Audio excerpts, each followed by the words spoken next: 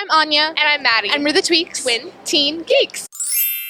I had the wonderful chance to talk to the cast of iZombie, which is one of my favorite TV shows. So I was super excited about that. And I haven't been able to interview them since WonderCon like 2 years ago. So that was really cool. So let's see that interview. So this season gets very, very political in that sense. Also, every detective now works with a zombie. Everybody realized I have not been solving these crimes by myself. I've been doing it with the assistance of a zombie. So now everyone has to work with a zombie, solve human cases, not zombie cases. I don't think, but there's another faction that deals with that. Wow. Yeah, I was like, wow, who knew? From season 1, who knew? I didn't, but I think it's awesome. I think it's, and I think it's going to be a kind of, because it is kind of a similar dynamic with one being human, the other one being zombie. Thank you, I appreciate it, thank you. But I think I was told that they're still trying to work it out. In terms of intimacy, they're trying to figure that out. I guess Dale can... it's an open relationship, so Clive is he's allowed to be with humans, and she can be with zombies. And so they're trying to work out that, and whether or not they do that, or we'll have to find out. I don't know. So I'm like, I don't know how they do it. I'm like, Rob and Diane, they got the hardest jobs. I'm like, how did y'all figure this out? But I'm happy it's your job and not mine. I don't know. It's so, it blows my mind every time I get a new script, and to see where it goes. Even with them letting Clive in, that changed things so much. It added layers to Clive, and these are things I didn't know about Clive either. I didn't know he was into Dungeons and Dragons and The Flash, and there was this elements of him. He wanted to be a dad, to Wally. Yeah, I didn't know anything about that. So the fact that they open up the world, the more the world opens up, is the more the characters and what they've gone through and what they will go through and what they previously gone through opens up. So it's been fun to, who knew? But I love it. I love it. It's at least they allow Clive to be honest in those particular situations. I think they were worried that we was going to lose the Clive faces, the Babineau faces, if he knew what was going on. But Clive is a professional. He's at work. And so even with him knowing that Liv is a zombie and Liv is eating brains to help, and she adapting these personalities, he still expects some sort of professionalism, in terms of solving these cases. So whenever she gets caught up in her personality, he's going to react in an honest way, which is very, very similar to the way he reacted when he had no idea that she was a zombie. Yes, but Clive, he has a lot of adapting to do this season based on the things I'm hearing. Them that Rob Thomas is now a big diva and only does panels. No, he has pink eye, so he did the panel and just came to do that and didn't do anything else because he didn't want to touch you and give you pink eye. So you're stuck with just me, and I can't tell you anything. I seriously, I've never seen Robin not hug him in our entire friendship, and I was just like, "Sup, buddy?" Out. I even stood next to him at one point and then purelled my shoulder. I just did not want any part of it. So sorry he's not here, and I can't tell you anything. No, I can tell you some things. So, what do you want to know? Walled off. Yeah. So basically, we pick up 3 months later, and when people first found out, there was kind of like a mass exodus, but there's still some people who are in Seattle. And there's a wall, so there's people on the outside of the wall who now know that zombies exist. So all people who are sick or dying are desperate to get into Seattle to save their lives. And then the people that are stuck in Seattle that fear for their lives because of zombieism are stuck there and are trying to get out to save their lives. So that is when we enter this season, that's what's happening in the world around our main characters. Isn't that enough? Do you want a hat on a hat on a hat on a hat? No, the politics of that is villainous, I think, or just dramatic. I mean, we have Angus. Blaine's dad is now I was going to say full-time employee. It's a TV show, not Burger King. Okay. Yeah, so he's now a series regular, so he is going to be, he's now like a holy man, but he's not a force for good. And so you still have Blaine, who's now like, hello, I run the black market of Seattle now. And now he's like doing big business and having like even more power than he had at any other point. So we have Blaine, we have Angus, we have what the hell is Fillmore Graves up to, and then this other kind of like major political unrest. I think we have a lot going on. There are evil balls in the air. I just hope there's one moment where someone just like goes up to him and is like, dude, solving murders with a zombie is so easy. Or like just like bust his balls on it. I also kind of hoped that there was like a pool of people that were like had a pool of like what they thought was going on between Liv and Clive. Like people thought they were dating, that they had like some other secret. And there's like that one person that was like, I had zombie partner. I think there's going to be a lot of fun to be mined there, and a lot of interesting things, and also like Liv kind of having to redefine, like, she kind of had that niche covered, and now it's like, oh, I'm slightly a dime a dozen now. No, there's still a murder of the week, still a brain of the week, murder of the week. Some of the murders are zombie murders. So excited about the hockey gun one. The other one was a kind of like a bitchy boozy dowager, like what's her name from Arrested Development, Bluth, Lucille Bluth, yes. Like a Lucille Bluth. There is like a rom-com obsessed lady who I hope only wears like turtlenecks and has a really fabulous kitchen. Only wears off-white and is she sings into a hairbrush or laugh cries. But and then there's there's like a diehard Seattle Seahawks fan that's like a face painting like diehard Seattle Seahawks fan. So those are some of the ones that are happening. I think like maybe there'll be like a something, but we don't have time for like a full, but there's definitely fun to be had there. You know what I mean? Where like I kind of want to see Clive like getting like at the water cooler, then bemoaning the brains, my partner. Let's see how much I talk about it. See how many spoilers you can get. Not really. Did I want him to become a zombie? Well, that sounds definitive. Would I like to play a zombie? No. I love playing the human. I kind of take pride in that. He, as much as Liv is like, the story is through her eyes, Ravi's kind of the audience. I mean, you discover it when he discovers it, and it's been their secret to keep. And so he's mortal, so you worry about him a little different to everyone else, and I kind of liked representing humans. The thought of doing being a zombie as well, but at this point it's kind of been done. We've seen Major Turn, so we know what another actor doing brains looks like. We've seen group brains with Blaine and Donnie and Liv, so it's not something I've been terribly excited for. For me, it's more like I just hear good scenes. Like they'll paint me a scenario, like Rob will paint me a scenario about, well, listen, we got this situation and this scene and that gets me excited. But changing character and doing brains, I'll do it. I'll try and do the best I can, but I'm not. I was never begging for it. They haven't told me, but I know that there are zombie crimes and human crimes.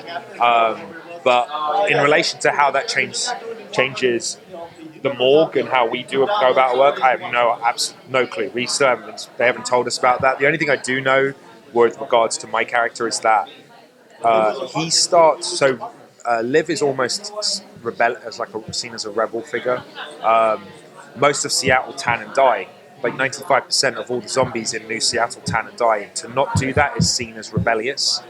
And Liv is kind of sparking her own sort of rebellion. And what I do know is that Ravi is firmly with her part of that. So that's kind of what I know in terms of like the bigger his relationship to the bigger sort of issues. I think it's what kept me on the show. Like, it made me feel very comfortable that, like, this is a zombie show. We didn't know when we signed up if we were going to be Game of Thrones and everyone's going to die every second. But the fact that we're still here with the same original cast, I didn't think that was possible. But what I did know was that as soon as me and Rose worked together, I was like, "Ooh, this is chemistry that's going to keep me going. They can't kill me off because we're so good together." But I think Rose and we're like brother and sister, really. Like, we are really close, and I don't know. I guess Ravi and Liv, I don't know if they were always going to be that way. I'm not sure what fed what, but we've got just as close as Liv and Ravi have, and I don't know what's inspiring what. I'm not sure. Yeah, it's bullshit is what it is. I don't know if you're going to see happiness, but I do know that Ravi and Peyton, I want to use this word, but I see it on Twitter enough, endgame. I know that relationship is it's the pairing that they want. You know, it's the Monica Chandler or the whatever you want to call it. It's the pairing. So a lot of people thought that once that love triangle was done, that was the nail in the coffin. I thought so too. I was done. I was like, all right, cool. Well, we're done with that. But as I'm told in season 4, that's not necessarily done. That will still be addressed. That dynamic will still exist in some form. Whether they get back together, I don't know. But there will be Ravi and Peyton stuff. Sitting down in tight pants, always a rookie mistake. We'll get there.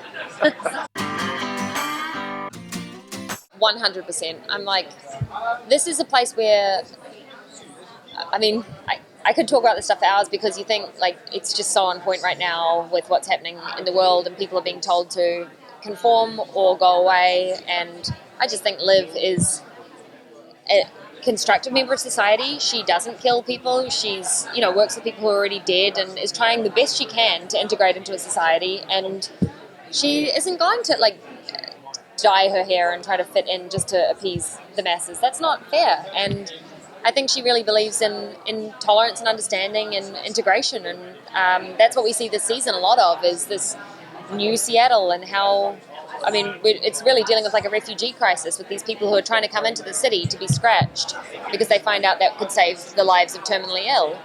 And who are we to be like, no, you can't. You can't have that. It's wrong. And how different we respond to things when we have an idea of them or when it's actually ourselves or our loved ones that are at risk. So I think it's going to be, I'm proud that she's a rebel. I'm proud that she's got a backbone, and she always has. I like that about Liv. We don't have much time to approach it, really, is the truth. I read it a few times, and I think if there's any immediate jumping off points, like people I know or somebody I can ring who's worked in an industry or whatever it might be, the writers are incredibly helpful. They do most of the research and prep for me. And then, it's honestly like YouTube on set in between takes, or when I get home at night giving somebody a ring. And then it's a lot of exploration on the day. The first few takes of each brain, I'd love to see a compilation of some of the different versions I've played of the different things, because it's been a bit all over the map. And you just have to trust the director you're working with to help guide you into the right thing. Yeah. I think she will. I don't think it'll necessarily be a public position of power. It might be more sort of an iconic underdog, I think is what we're talking about her being. Not necessarily like being a bit rebellious and not playing it the way the public do, but sort of being a bit of an everyman's hero and somebody that people talk about, like a character of folklore. Or, that's kind of the direction we're pushing it. Yeah. For Liv, I think she must just feel so validated by, the last 3 years she has been doing this thing and people think she's just hovering around like a bad smell. And now there's like a whole lot of people following in her footsteps. And so for her, I think it's just an acknowledgement of her as a pioneer of a new way of policing. It's cool. I'm sure she's threatened a little, but job security, we've all got it. But yeah, it'll be interesting to see how that plays out. We do, very early on, we see her family, and that was important to me as well. I've kind of brought that up with the writers over the last few years, that Liv is somebody who's so compassionate and caring, and I just don't buy that she would just check out of people's lives. So I understand why she's felt a need to have some distance, but I think it'll be great to reintroduce them into the story. We see that early on. You know, we haven't been told that, but that would be really cool. I think that could be really interesting. She like oversees a support group for them or something, you know, where they all debrief at the end of the day. It's like, today was a rough one, and that's funny. I'll have to talk to the writers. I like that. If it pops up, you can look at the screen and be like, that was me. I know a couple of the others. There's like a crotchety old dowager. They're talking about like, what's her name, Mrs. Bluth from Arrested Development. It's sort of that kind of character pretty early on. And there's also somebody who loves romantic comedies and like kind of fantasizes about this romantic idealistic world. So that'll be an interesting one as well. Lots of sort of she's all that montages. And the secret is fully out. It's now a known thing that zombies are among us. And now I think it very much is zombies versus humans. And there are going to be some humans that sympathize with the zombie movement.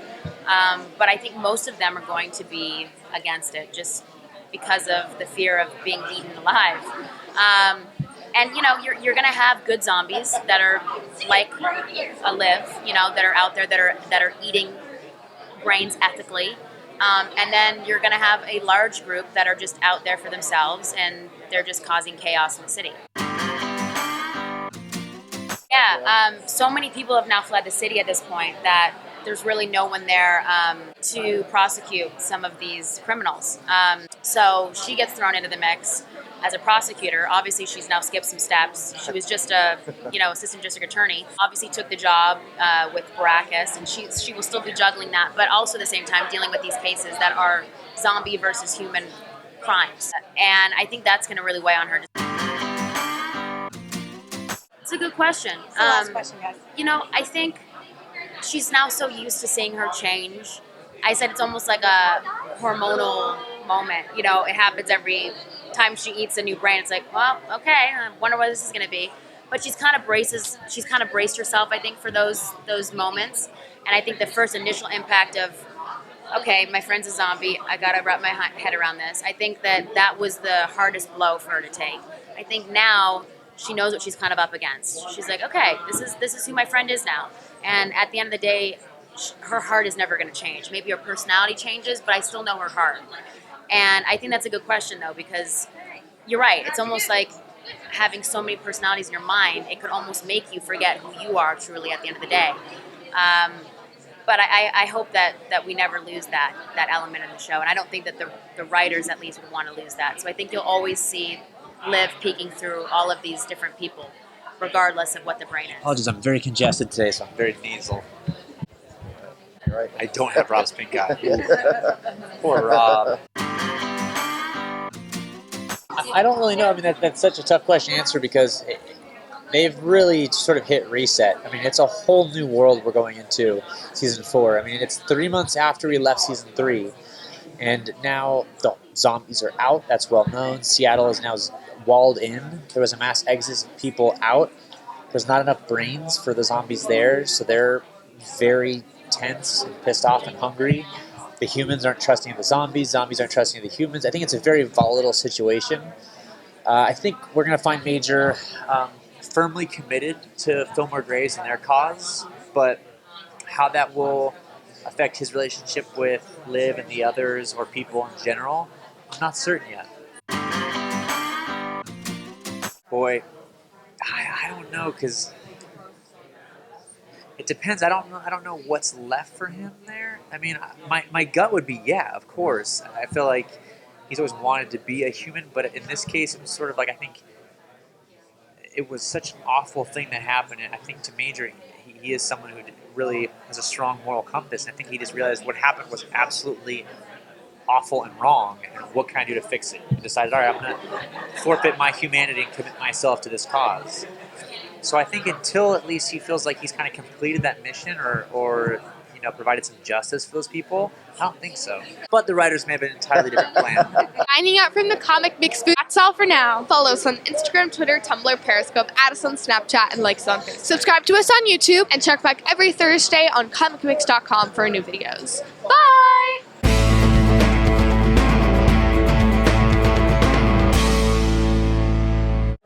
Big smile, put your hand up your hand. A little to the left, please, right here. Thank you. And just in time. And Oh, there you go. I will not kick him.